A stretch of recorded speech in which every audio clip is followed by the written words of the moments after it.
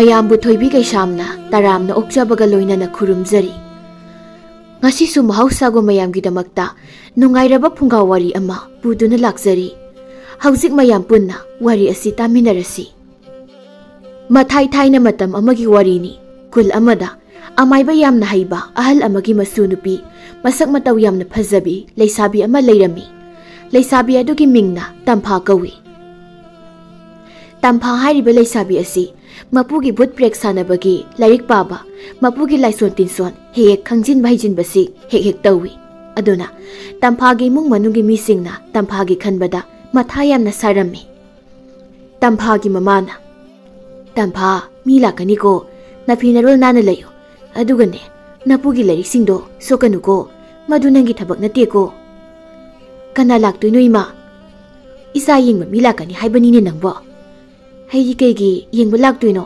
ai thabak lai ko ima hai apangbi laktoi mi do nupa mayungi ni ne nangbu leisabi oraga yumsida kayam kuina leikhi haibano ha hore nupa mayungi mi laklaga katukka karenga tawrakanu ko ima aise sahi taratur khakta mangairi ai luhongbaga ngamkhiroi ima hoidine sahi tara maridani napada luhonglaga laklibasi ko leireklibasi nangdi imagi yengnarubada yamna lirabani khanglidana imagi matamduga haujika yam khenarima aita likoima aidi han haijawri sini tampha imada yam saholakanu ko nangna dumaina tawri ise yamna kuirabani handakti nangna ngamba yaroi napa hoina bung hoine loina saurabani ko ima ai sahi kharaga leikhigeda ai ko sahi taratare su pau sujre taratare to yamna lirabani ko tampha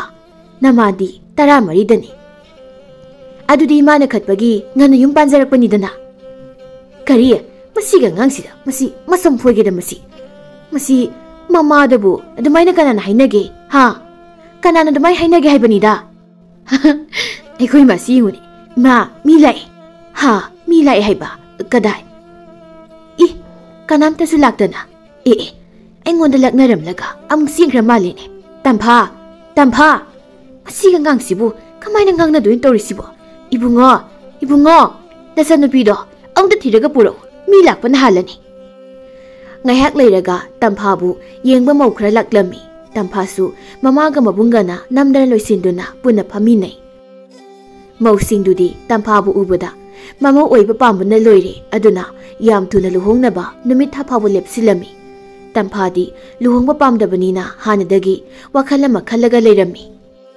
imagi tampha haujikti langphang toba yajeko mathang thata ta toba male isagi luhongbase nupa mayum ni sase mama oiba pamana muktoiba luikrabani nupa mayum duso nungai krabasani hayeng isanane maharani gumna setningbada set chaningbada sa tawribani nupa duna subano mana kalliba yungi makhada leigiga phangba zatnate sen tanba adugane low inko leisinba sitani nupa duna khallisi adudi ma ai nupa mayumda yam nungaina lereni ko subanombasu yam kanmanina subanomba kanbada nate tungsinba yamna kali yamna su li hai aduna su mayumdo yamna nungairini ne adudi ai phajana nungairani chaba thakpa setpa sabadi watlaroi nupi nusiba khangjadrasu yumdasu kaya halakta haiba natra adoradi nupa naisa yamluna tawdori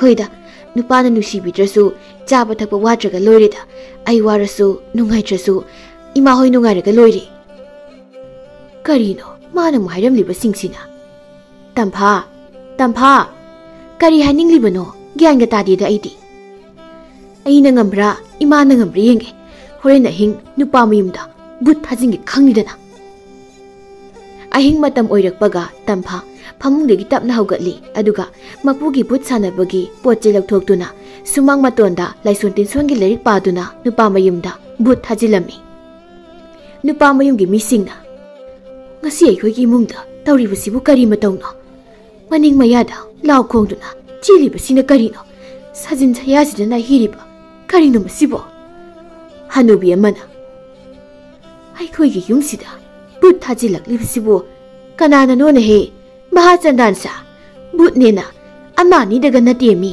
ꯈꯨꯌꯥꯝ ꯆꯥꯗꯦ ꯍꯥꯏꯋꯥꯅꯤ ꯍꯅꯨꯕꯅ ꯅꯣꯏ ꯀꯅꯥꯅꯣꯃꯇ ꯈꯣꯏꯖꯨ ꯂꯩꯈꯥꯝꯗꯣ ꯊꯥꯎꯅꯦꯍꯦ ꯑꯗꯨꯒ ꯐꯨꯡꯒꯥꯗꯣ ꯃꯩ ꯍꯧꯒꯠꯂꯨꯅꯦ ꯅꯪꯗꯤ ꯀꯣꯛ ꯊꯥꯕ ꯀꯩꯗꯧꯒꯦ ꯑꯩꯒꯤ ꯐꯅꯦꯛꯇꯣ ꯀꯣꯜꯂꯒ ꯂꯩꯗꯧ ꯁꯔꯨꯛ ꯍꯩ ꯐꯅꯦꯛꯁꯤ ꯕꯨꯠ ꯆꯪꯗꯦ ꯍꯥꯏꯕꯗꯥꯏꯅꯦ ꯑꯗꯨ ꯑꯣꯏꯔꯗꯤ ꯁꯦꯠꯀꯦꯒ ꯁꯦꯠꯆꯤꯜꯂꯣꯗꯅ ꯅꯨꯄꯥ ꯃꯣꯏꯅ ꯈꯔ ꯉꯥꯛ ꯁꯦꯟꯒꯗ꯭ꯔꯥ ꯍꯥꯏꯔꯒ ꯑꯩꯈꯣꯏꯅ ꯑꯣꯏꯅ ꯉꯥꯛ ꯁꯦꯜꯂꯒ ꯂꯩꯔꯦꯅꯦ ꯕꯣꯔ ꯑꯣꯏꯒꯗꯕ ꯅꯨꯄꯥꯗꯨꯅ ꯍꯣꯏ ꯏꯃꯥ ꯀꯤ ꯏꯃꯥ ꯄꯨꯄꯨ ꯑꯕꯣꯛ ꯑꯩ ꯑꯃꯨꯛꯇ ꯀꯟꯕꯤꯌꯨ ꯃꯈꯨꯠ ꯊꯤꯡꯖꯤꯜꯂꯛꯑꯦ ꯀꯃꯥꯏꯅ ꯇꯧꯅꯤ ꯇꯧꯔꯤꯕꯁꯤꯗꯤ ꯃꯩ ꯍꯧꯒꯠꯂꯕ ꯐꯥꯎꯕ ꯕꯨꯠꯁꯤꯡꯁꯦ ꯍꯟꯗ꯭ꯔꯦꯅꯦꯍꯦ ꯏꯃꯥ ꯕꯥꯕꯥ ꯃꯩ ꯍꯧꯒꯠꯂꯕ ꯐꯥꯎꯕ ꯇꯝꯅꯕꯁꯤ ꯍꯟꯗ꯭ꯔꯦ ꯀꯃꯥꯏꯅ ꯇꯧꯗꯣꯏꯅꯣ ꯁꯤꯕꯣ ꯍꯩ ꯁꯨꯝꯆꯤꯟꯅ ꯀꯜꯂꯨ ꯅꯠꯇ꯭ꯔꯗꯤ ꯍꯜꯂꯔꯣꯏꯅꯦ ꯏꯃꯧ ꯅꯨꯄꯤ ꯕꯣꯔ ꯑꯣꯏꯒꯗꯧꯔꯤꯕ ꯅꯨꯄꯥꯗꯨꯅ ꯏꯃꯥ ꯑꯩ ꯍꯥꯟꯅ ꯑꯃꯨꯛꯇ ꯀꯟꯕꯤꯌꯨ ꯕꯨꯠ ꯑꯃ ꯀꯥꯡꯈꯗ ꯆꯪꯈ꯭ꯔꯥꯏꯃꯤ ꯅꯪꯕꯨ ꯀꯥꯡꯈꯜꯒ ꯈꯟꯗꯕ꯭ꯔꯥ ꯏꯕꯨꯡꯉꯣ ꯊꯣꯡꯁꯤꯅ ꯀꯔꯤꯒꯤ ꯂꯣꯟꯁꯤꯜꯂꯤꯅꯣ ꯅꯪꯕꯣ ꯑꯩꯅ ꯀꯌꯥꯔꯛ ꯍꯥꯏꯔꯕꯅꯤ ꯊꯣꯡꯁꯦ ꯂꯣꯟꯁꯤꯜꯂꯒ ꯇꯨꯝꯒꯅꯣꯏꯗꯅ ꯊꯣꯡꯁꯦ ꯍꯥꯡꯉꯣ ꯏꯕꯨꯡꯉꯣ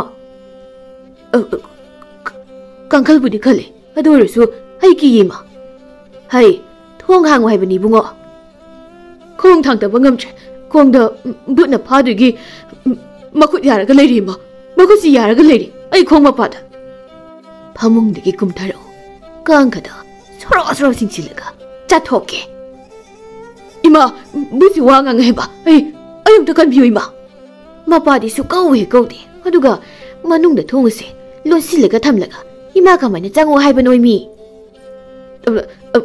ꯀꯥꯡꯈꯜꯒꯤ ꯃꯄꯥꯟꯗ ꯁꯔꯨ ꯁꯌꯥꯡ ꯃꯌꯥꯝ ꯑꯃ ꯖꯒꯣꯏ ꯁꯥꯔꯒ ꯂꯩꯔꯦꯃꯤ ꯏꯃꯥ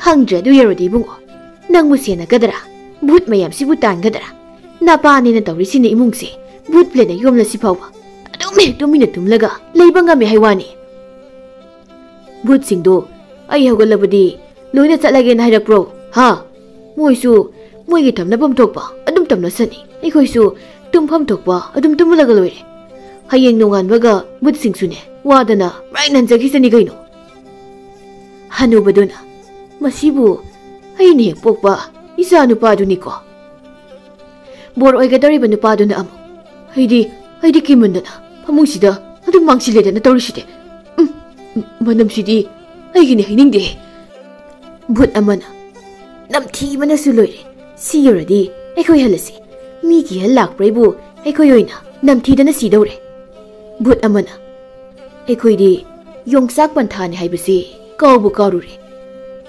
ꯍꯦ ꯂꯨꯍꯣꯡꯕ ꯌꯥꯝꯅ ꯄꯥꯝꯕ ꯅꯨꯄꯥ ꯅꯪꯅ ꯃꯊꯪ ꯊꯥꯗ ꯂꯨꯍꯣꯡꯒꯅꯦꯅ ꯍꯥꯏꯔꯤꯕ ꯅꯨꯄꯤꯗꯣ ꯃꯗꯨ ꯅꯠꯇꯕ ꯅꯨꯄꯤ ꯑꯃ ꯊꯤꯔꯒ ꯍꯣꯡꯖꯧ ꯅꯠꯇ꯭ꯔꯕꯗꯤ ꯑꯩ ꯅꯨꯄꯤ ꯑꯃꯗ ꯄꯥꯝꯖꯗ꯭ꯔꯦ ꯑꯩ ꯅꯨꯄꯤꯒ ꯄꯥꯝꯖꯗ꯭ꯔꯦ ꯅꯣꯏ ꯍꯟꯕꯤꯈ꯭ꯔꯣ ꯍꯥꯏꯕ ꯄꯨꯟꯁꯤ ꯆꯨꯞꯄ ꯑꯩ ꯄꯥꯈꯪ ꯑꯣꯏꯗꯨꯅ ꯑꯗꯨꯝ ꯂꯩꯖꯔꯒꯦ ꯅꯨꯄꯥꯁꯦ ꯒ꯭ꯌꯥꯟ ꯇꯥꯔꯕ ꯃꯥꯜꯂꯤ ꯑꯩꯈꯣꯏ ꯍꯜꯂꯁꯤ ꯅꯣꯡꯁꯨ ꯉꯥꯟꯒꯗꯧꯔꯤ ꯂꯥꯛꯑꯣꯍꯦ ꯃꯌꯥꯝ ꯕꯨꯠꯁꯤꯡꯗꯣ ꯂꯣꯏꯅ ꯍꯟꯈ꯭ꯔꯦ ꯅꯣꯡꯉꯥꯟꯕꯒꯗꯤ ꯇꯝꯐꯥꯒꯤ ꯂꯨꯍꯣꯡꯕꯗꯨ ꯅꯨꯄꯥ ꯃꯌꯨꯝꯗꯒꯤ ꯉꯝꯂꯔꯣꯏ ꯍꯥꯏꯅ ꯄꯥꯎ ꯊꯥꯔꯛꯂꯝꯃꯤ ꯄꯥꯎ ꯑꯗꯨ ꯇꯥꯕꯗ ꯇꯝꯐꯥꯗꯤ ꯍꯔꯥꯎꯕꯅ ꯂꯣꯏꯔꯦ ꯑꯗꯨꯒ ꯃꯃꯥꯍꯣꯏꯗꯤ ꯁꯥꯎꯕꯅ ꯃꯩ ꯍꯧꯅꯔꯝꯃꯤ ꯁꯨꯃꯥꯏꯅ ꯇꯝꯐꯥꯒꯤ ꯂꯨꯍꯣꯡꯕꯒꯤ ꯋꯥꯎꯕ ꯂꯦꯞꯅꯔꯕ ꯇꯝꯐꯥꯅ ꯅꯨꯄꯥ ꯃꯌꯨꯝꯗ ꯕꯨꯠ ꯊꯥꯖꯤꯟꯗꯨꯅ ꯍꯦꯛ ꯊꯨꯒꯥꯏꯔꯝꯃꯤ ꯅꯣꯡꯃꯗꯤ ꯇꯝꯐꯥꯅ ꯌꯥꯝꯅ ꯄꯥꯝꯖꯕ ꯅꯨꯄꯥ ꯑꯃ ꯀꯩꯊꯦꯜꯗ ꯃꯃꯥꯒ ꯂꯥꯛꯄꯗ ꯊꯦꯡꯅꯔꯝꯃꯤ ꯇꯝꯐꯥ ꯀꯅꯥꯅꯣ ꯅꯪꯅ ꯀꯣꯏꯇꯥꯟ ꯇꯥꯟꯅꯔꯒ ꯌꯦꯡꯂꯤꯕꯗꯨꯕꯣ ꯊꯦꯡꯂꯦꯅꯦ ꯌꯨꯝꯗ ꯍꯜꯂꯁꯤ ꯂꯥꯛꯑꯣꯅꯦ ꯅꯪꯕꯣ ꯍꯧꯖꯤꯛꯀꯤ ꯅꯨꯄꯥꯗꯣ ꯀꯥꯏꯗ ꯃꯥꯡꯈ꯭ꯔꯒꯦ ꯌꯥꯝ ꯂꯦꯝꯃꯦ ꯍꯥꯏꯕ ꯏꯃꯥ ꯆꯠꯄ ꯍꯧꯔꯝꯃꯣ ꯑꯩ ꯀꯩꯅꯣꯝꯇ ꯌꯦꯡꯉꯛꯈꯤꯒꯦ ꯀꯔꯤ ꯑꯃꯨꯛ ꯌꯦꯡꯉꯛꯈꯤꯒꯦ ꯍꯥꯏꯕꯅꯣ ꯅꯪꯕꯣ ꯊꯦꯡꯂꯦꯅꯦ ꯂꯥꯛꯑꯣꯅꯦ ꯅꯪꯕꯣ ꯍꯣꯏ ꯏꯃꯥ ꯂꯥꯛꯑꯒꯦ ꯑꯥꯗ ꯂꯩꯔꯦꯅꯦ ꯍꯧꯖꯤꯛꯀꯤ ꯌꯥꯝ ꯂꯦꯝꯕ ꯅꯨꯄꯥꯗꯣ ꯑꯗꯨꯒ ꯀꯔꯤꯅꯣ ꯃꯥꯅ ꯊꯤꯔꯤꯁꯤꯅ ꯅꯨꯄꯥ ꯑꯃꯅ ꯃꯔꯨꯞ ꯈꯝꯕ ꯉꯁꯥꯏꯗꯒꯤ ꯃꯁꯛ ꯃꯇꯧ ꯐꯖꯕꯤ ꯅꯨꯄꯤ ꯑꯃꯅ ꯑꯩꯈꯣꯏ ꯑꯅꯤꯒꯤ ꯇꯨꯡꯗ ꯑꯗꯨꯝ ꯏꯟꯅꯔꯒ ꯂꯩꯔꯤꯁꯤꯕꯨ ꯃꯥꯒꯤꯁꯤ ꯑꯩꯉꯣꯟꯗ ꯄꯥꯝꯃꯤ ꯖꯥꯠꯂꯣ ꯑꯩꯁꯨ ꯈꯜꯂꯤꯕꯅꯤ ꯃꯥꯒꯤꯁꯤ ꯃꯔꯨꯞꯄꯨ ꯄꯥꯝꯗꯅ ꯀꯨꯏꯅ ꯏꯟꯅꯔꯤꯕ ꯖꯥꯠꯂꯥꯅ ꯑꯗꯨꯅꯤ ꯃꯔꯨꯞ ꯑꯗꯣ ꯃꯥꯏ ꯃꯇꯧꯁꯦ ꯑꯩ ꯌꯦꯡꯕ ꯅꯨꯡꯉꯥꯏꯇ꯭ꯔꯦ ꯃꯔꯨꯞ ꯑꯗꯨꯅ ꯑꯩ ꯍꯦꯛꯇ ꯃꯅꯥꯛꯇ ꯆꯪꯂꯒ ꯍꯪꯉꯨꯔꯒꯦ ꯑꯁꯦꯡꯕꯔ ꯃꯔꯨꯞ ꯑꯁꯦꯡꯕꯅꯤ ꯀꯩꯅꯣ ꯅꯨꯄꯤꯅ ꯃꯁꯛ ꯏꯐ ꯐꯖꯈꯩ ꯑꯩꯒꯤ ꯇꯨꯡꯗ ꯀꯣꯏꯟ ꯏꯟꯅꯕꯁꯦ ꯅꯨꯡꯉꯥꯏꯇꯦꯕ ꯑꯗꯨꯒꯤꯁꯨ ꯃꯊꯛꯇ ꯅꯨꯄꯤꯅ ꯑꯩꯉꯣꯟꯗ ꯀꯣꯏꯟ ꯏꯟꯅꯕꯁꯦ ꯉꯁꯤꯅ ꯄꯨꯟꯁꯤꯒꯤ ꯑꯍꯥꯟꯕꯅꯤ matung amu inarakani haibasu tamba ngamba nate aduna ai nupi si manakta chale he marup hoi hoi marup ai sida ngairamage Tamphana karigino mamana bisi oina harau harauna ai tam lai sina Tampha nang leharage haibro imana theng lairaga ima chat pahuramo ai tanarage haraga mina karino mana sa siyadri basibo amuk tabu yenglu higeda e nupa gani ne mana wari sanare sidia kanabu iri janone nupa sibo somgi mingdubu kai kauge somna ngasai dagi aigi tungda koini nabada madu ubada aigi thamoise leiba ngamdadana aina oina hekta nanakta laklabani Tampha kawi ado nanga lakminariba namana besigi ming magi miming kari kaugeba aina ngasai tanarise somnati mane mabu kaiming kauge amukta haibiyo kaigino aigi maisina phungbung sagalesina khamba kaubani ikai sire sumaini kaiba jidamukta yarokche kaidawrebu maimi katuna kainam tawkhriduna ibung hoibu kari khulдагиनो खम्बगा वरिमता सानहन बिगेरो कशु तौदेदा लाइहौ खरा लेबि सासे अदुगिने नंग अदुम चंगलगा वरिदु सानो याम फबनी मागिबु ओइदा पादबदी कया यादबनी खम्बना याजु मरुप हलसि थेंगी ngaiko he mama na somda isana pamjaba nupa phangi adu oiradi nupa se kanano karaidagino thidok pa hoba yare da khamba amta ngai bikhu kanadano mana mu kauraga sangkhri basina sida sangkhri ngai sida nupa ma sida wa khara hangauge konono hanubi ma ai tamnum changai sina sina mo kai harak jana khambana koigino nupi sina ai gorgum changai sina da khamba ai ming Tampha kawe da khamba bu kari khudaino wari sana ba yagadro kuiroi kai thel sigi maningda laibu khulse ai khulni ado kai warino ai gi murup siga hana khangnabro khangnadi wari budi koiroi da khamba se nupi thirebo thiram doibudi mandi kari wahangno asa kuphaja siga mana ahan bu na bunumita hanglei wahang sina thiji pakhangni aise daudi ai ado wam ta sum haigini ikai yamna kari wano khartu na hairo ai miul thal ga yausilakje adu bura da khamba ga iga se nungsinarase ha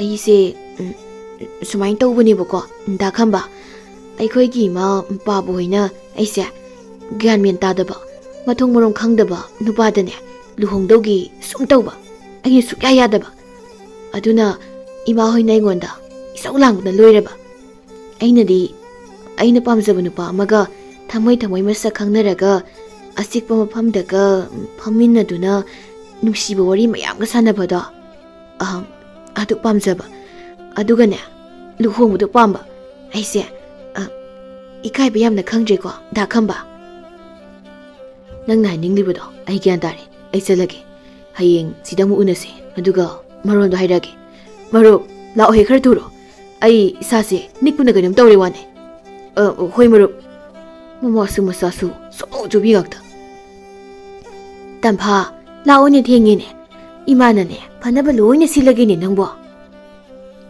sinbiranu yumna chalamagidi leite nupa sida kari wari sanai no khangdene hai tumi layu nangna khangponte mama ga Tampha ga du khana dana mayum dahan kirami Tampha nongan bangai bada awaba ma haibadu oirami asumna nongan baga ngarangi matam yaubaga Tampha khamba unaba kaithil da chatlami mama di sagai gi mane mandom chakharaga nupa mayum thibanga na chatkre as aina ngana la amaleni da khamba do la amjiba madi ngandalaga adangai lereni marup nangoina changlaga ngarangi wado yarina amta haibirukero karino marup ai khoi gi se ion onadro Kamaina Nupana Nupida, Kuitanta Naraga, Nukshipa Miharaga, Nupiduna, Matam Kralogzeraga, Kona, Mamana Bigalaga, Nupaduda, Mamana Biduna, Ungarangi Wado, Equitana Yari Gaina, Swain Haiduna tomorrow. Uduga, Equisina, Marudoina, Nupi typed.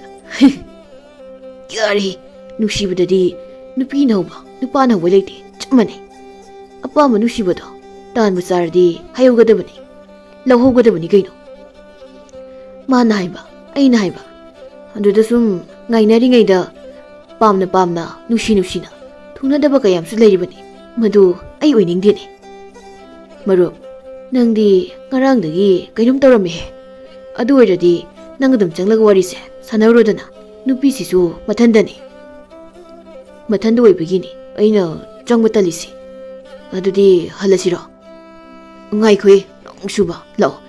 I go Risaner so, Nang, I ginak them leo. I give Maru Kambasidi. A taida, Panakalabasu, Nupidadi, Pura, Kaino Edana. Kaino di, Kayanamaru. Kona Kanlakanida, Law, Tampasi Waramani Ibada. Tampa, Kayanguelapa. Gagway bo. I wonder na, Ibungai, Kambadana. Da Kambagaina, machine piece. Irai Labanu Pido Maribo. Maro. I quay mano, I go mad, I powder to look he. Maro, I eat no Tomo sing training. Mui mano, Garum gonna go kicking. Tampa, Nang Taubro, I give her do, Mamana go kibaga. Go keep it mali, ado, Tahudi Yadi. Ado da Kamba. Ngarangi, Wada. Aina haibado. Sum yarabana. Yarida. Aidi ngarangu tumagayadi. Nangi wakalda. Asengmura da kamba. Aisune da kambaga chamanaiba. Kambaga tampagana yam harauna. Ikai nushi na. Wari mayam masana rami. Numisidagi tampaga kambaga toina suuna rami. Aduga tamoi sengna yamna sunushi na rami. Takaragi matungdadi nongma, Kambagi mamaga mau animaga yam sauna, Tampa hoida laklami. Kambagi mamana Tampa hariba, Taungambi, Mahi Taruganupa habido, Kraidele, Yam to the Tolo, Nasamdo, Poidatlamge. Tampagi mapana. Oh, Kona nuni. A yumsi laklaga, Kana law receiver. Somna, Tampagi mapara, Nasanupido, Kraidele. Yam to the Putoro. Nasanupina isanupa amakak yaw zabase. Mahi taraga pabidana. Mama aina haibuwaka. Tao yakidana. Kay de legi. Nasanupidubo. Tumilewe. Noina laga. Hita pang lalo bro. Ay giyumda. Ha? Panapin de bunungay tabalay rasu. Ingnitap na hainaraga loire. Haduga. Noigi nasanupado. Ay gisanupina. Mahi taraga paidi. Karana hai. Ha? Nangkang bro. Nangkang braba. Tampagi mataglay. Kaidorage, Moy Mapana, Adukana Lauri Budubo. Kambagi Mamana. Oh, Swam the Mamara. Nangi no passe, no broken towing. Nupi Koida, Jongsi Latanagata winnie. Kaya the Masil team Leone, Mosak Sinsiga. Noi, Nupago Yam Liba, Nasina, go talam with them, Kongo Moy Mapa, Antang I Kokidogi. Karimatangi no warido, I sukangalo. Kambagi mamana. Oh, nasanupi pazabi malay maline. Mana yatradi, budka tazilaga, migi mung manungase. Koyot ekta okay bima. Hadugi, nasanupi duna. Aigi isanupado, mahitaraga pabikrene. Aduna, mama aina, haina singraga tamba. Imaw nupido, hauzikti, pamde, tali. Magi maramda palakanu kaina. Mama engonda, isaw lang bahawrene. Masipumba, nasanupi, but sanabiduna. Aigi isanupado, mahitaraga pabibada kinine. Aduna, nasanupido, yam to na hayo. Aigi isanupada, tawsiliba mahido, yam to na lagto, natradi, kulekay takani kangidana. Ha yo, yam nukningi aidi, noise, piro lon binina kalubani, aduga, matong marong kangdabi, nubingak tuwarika layramene. Aigi isanupido, masak mataw pazabada. Kulay kay sida, maming sa libani. Mina mamaw ay zagi haydana, koy tanta na riba. Isa nupini he khalidana adunane gyan men tadabi mamagi masanupa do aigi sana phagadabu nate khalidana kari engonda gyan men tadabi kaina he aigi sanupa do masak matok phasabadane jingle mada khulai kai kayagi imungna maya oizagena tanari ba isa nupa ni ne khanglaba noigi bhut sanabi sabiduna mahi toraga phabi bagi wani ne mahi toraga phabana haibu wado haibirakanu masa masa yanaraga khangnajabani ko seran turan isadaga maral kati sibirakanu adugi mahuta harau harau angangani do luhombina batausi i mamai sem ikai khangriye yamna ngamme aikoina la ise haina singna balakpaga chapmek manari wani he ikai khangdabi nupi noina mana sana khali wakhal do mapok simagidi mama ai leringai dadine oithok laroi he aduga aina na sana pida kari tarokpage haibudo namito noi pira yengu noi mapana aigi isa nupisi kari tobo ngamge haise moi khangdrene phari kai phaba phatragadi yamna phatabi isa nupi tamphane haibase moi khangdrene mamana amu sauraga sakrene he o ai bai zo hairabadi ne harau harau ne isa ni si luhongbi si ko hayengwai mari mata oirakanda ikaina danaba ya oidoribagi mama sisu ayabini ne mama karino nang na haibu mayam dubo nang hana loina khangrai wani makok tagi khangida moi mapa nangsu aphabi mama di nate ne ha karino moi mapa na aingonda mon si leiduna jai leiko nang jai lei haribu sini mama hayeng phata nung da thoklabadi nang aigi jai sa sani ko asa taninggida moi mapa somdana khambada mama hoi madom cha hoina tamphagi maramda kai kaino panghaida hijinduna wakhal hongnaba lapthoknanaba kana hotnabada khambadu mathayamna sarami mamagi wabu thajagadra tamphagi nungsibu thajagadra asengbadi masi pumba khambagi mamanabaduna thawoigi thugainaba khujil thorangak ta oirami numit kharani haukhre khambaga tamphaga hanagumna unakidri aduna tampha yamna warami khambagi mamana aina ngasi purakliba jantrasi aigi sagi makhwangda hek sibada tamphado pungkaw hekta kawradabani adu oiradi aina pamba imong nupida luhong thokpiba yaridana ha haibu sanga leto midongna somdana tamphana handak marak da khambana unase haibasu ayadrisibu kari tobo yarazano handaki ahal masal khanaki batuda da khambada engona sorry bizala adugi oirabadi kamaina tawne aibulana adu ukhrani da khambana ai moida chalaga ahal masangi gyan tana da basingdo singdo ubuna phani adudi da khambagi marup tawraga magoina chatminawrage khambana aikoi mano khwangsida jantra umsinbadagi aise thungai wamulana sutok tokningi trisna kari yorizano aduga tamphai ningsingbaga khoidose pangchangda saungningsina sina mukarige kyan menga tajeda khamba nangbo iru mai thaja to uradana nongning da ngairebani isana luhongga toribase iruga sululu nungjedema nasase ngawdorubra kainoi tawri isabu karigi ngawdoino imana leringaida luhongbase hek loibaga isa sui masu nena tana leiretabani karimada khaluno adoima aigi khwangdi jantrase lokthosiro wayam chili hai sorry madugi jantra do lokthokbasu ya he yadego imana ne ahaiba amaibi kaya tanaraga semaliba jantrani aduna lokthokpa yade kari tobi sibiriba jantrano sukhangde masi eksibadagi iruba wulununje wakalsina bangadum suraga leire phangda changlagoin tumurageda somdana ibung leibro kanano nupi makhola matarisina tamphani ne madi ekhoida kodo lai chano aina mapami se khangdana aigi nakta lai chala natraga khambaga moyani gi nungsibase aina thugai bane se khanga chala kai le tamba nangna ekhoida lakpadi ibung da khamba hoida amukta chatminaruse moi dau je chatpadi phara khara tarni bu tamha khambado hangchit luhongdoini. Asengbaro, ibungna harisibo.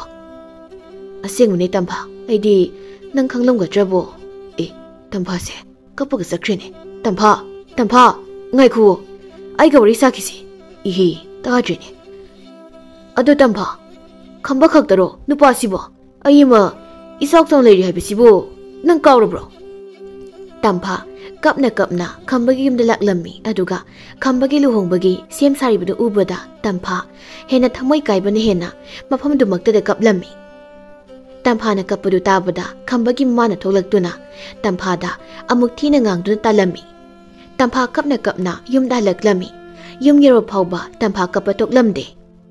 Mapuna ngasidi aigi su Tampha si mina yam thina laksarakpa malida. Mina laksarakpasi pupu di yade ko. Pupu, nasu ngasidi sininge. Ay yamna waye pupu. Ay sininge pupu. Mina wahalaga isu na wari banine. Aduga amuk siningliba. Adudi mina nungai na lehobagi wari nine. Pupu di madu pamde ko. Madu yamna aswan makaktana tawgadabani. Adugi saruk isu wahaliba kaphaliba mido. Madu oina wahalu kaphalu. Pai manadi ngamalaroige. Ai yoyo phangjabadi migi so heloi. Pupu ai kaparoi. Mi oina thik taugi. Ai kaparoi pupu. Aduni dana aigi isuside. Mina irai lai ne hekta ngamanba yabro. Mapugi wasingduna Tampha kapatokduna khambagi hayeng luhongba namini haiba ahing nongyaiduda Tampha na lighting khurumduna mapugi bhut mayam ama khambagi yumna thajilaklami. Karino aina tummaga yadishina. Ima kana no mapana diam langidubo amta langhalakanu ba. Moi mapa khoi thongjinda mina hebagi makhola matari basibu kanano aikoi imana siramdai na hebaduga chap manadro. Thongjilga lairi aigi kanka makada kananum leiba mali mama pudo nu thalaga ongta yengulo. Aigi kankal mathakta maya launa karaga noktuna aingona yenglibasibu moi mapa butni asidi. Khambana hoima aigi ka sidi saru pulangakta ngaire ima ongta lawo. Khamba nangdi hayeng luhonglani haina adugi thabak mateng pangba aikhoi mayam la ine. Kaino aigi phamungsi but mayamna pairaga thangdokle. Ima baba aigi buda sidore. But mayam aduna khambagi yumdu akiba phangna tamnarami maduda khambana kimanduna laukhongnaga senbada magi makhwangna siriba santra adu tatuna taraga khambasu kimanduna wantharami. Aduga khambagi mamadi but mayamna masam phoiraga singbada buttagi mane hena pibam kairami. Nongan badadi mamadu masa khambada Tamphabu lawirunaba oina haireklami. Khambasu gyan taraktuna Tamphabu yamna nuksiraklami. Imana aigi Tamphaga aiga kainanaba sinbu oire aduga aigi marupto lakta lakisanudana manungainiba. Khamba Tamphado lawiruro aigi modi mana oigadabani adi kanamutanane mahut sinba yaroiko. Mapana nasam tangkhai ma yaudraganda gyan tari oiromganine mama nang. Ibungo Khamba nang imong nupidu laurujibro. Chatki tawri paba. Imasu laore ibungo. Imagi sakpamdo hanukta losilamo ai laurage. Tampha ai nang lawulai nungsibanida aigi Tamphado.